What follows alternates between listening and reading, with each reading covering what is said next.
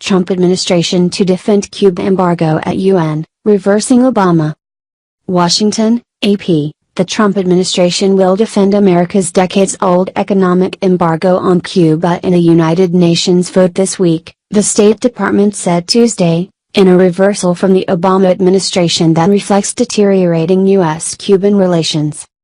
Every year the UN votes on a resolution condemning the embargo, and for years the U.S. has predictably voted no.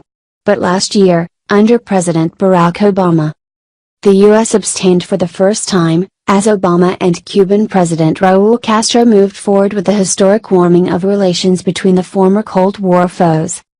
A no vote from U.S. Ambassador to the UN Nikki Haley on Wednesday will mark a return to formal support for the embargo, which Obama had unsuccessfully urged Congress to end.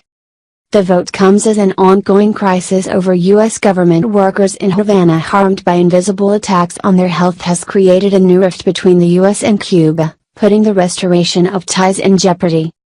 The Trump administration policy gives greater emphasis to advancing human rights and democracy in Cuba, while maintaining engagement that advances U.S. interests, said State Department spokeswoman Heather Nauert. General Assembly resolutions are non-binding and unenforceable. But the annual exercise has given Cuba a global stage to demonstrate America's isolation on its Cuba policy. The half-century-old U.S. commercial, economic and financial embargo on Cuba is extremely unpopular with other governments, and the yearly vote condemning it has reliably passed overwhelmingly. Voting no means the U.S. will once again be pitted against almost every other nation at the UN in the annual vote. In 2015, the last year that the U.S. voted no, close ally Israel was the only country to join in opposition, leading to a 191-2 vote to condemn the embargo, the highest number of votes ever for the measure. The United States lost its only other ally in the vote, Palau, in 2013, when the Pacific Island nation abstained rather than joining the U.S. in voting no.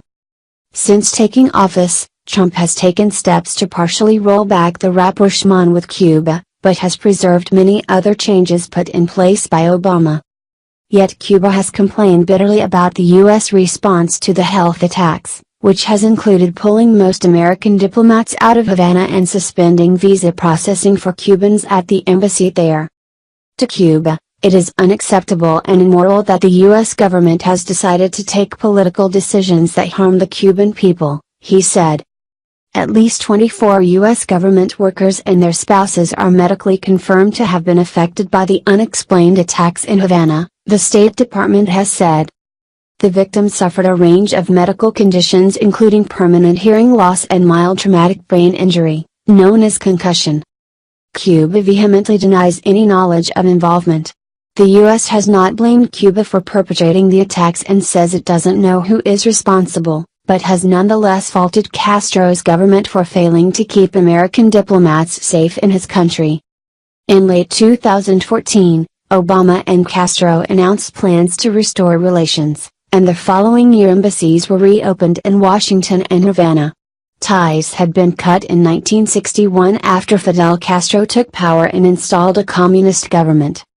Although the Obama administration eased travel and commerce restrictions on Cuba, allowing direct commercial flights between the countries to resume, the formal embargo enacted by Congress has remained in place. The Republican-led Congress has continued to support the embargo. The Obama administration's decision last year to abstain rather than vote no was cheered in the 193-member General Assembly.